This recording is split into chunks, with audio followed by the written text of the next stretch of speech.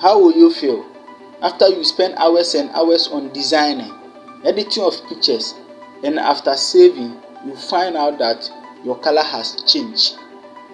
Sometimes you can find out after printing. Where is the problem from? I have come out with a final solution.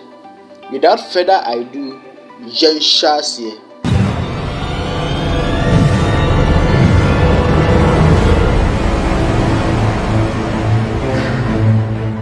What is color space or color profile?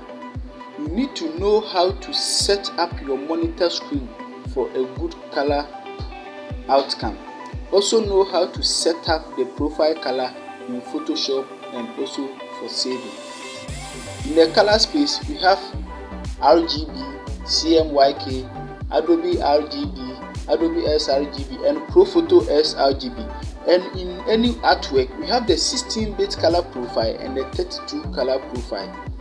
We have designed this tutorial to take you through from start to finish to know how to set up your color space on your monitor and in your Photoshop and your final work. That's why I have designed this tutorial to help you know how to save and get a quality and a better color look after your design. Our tutorial class will start on 1st April 2021.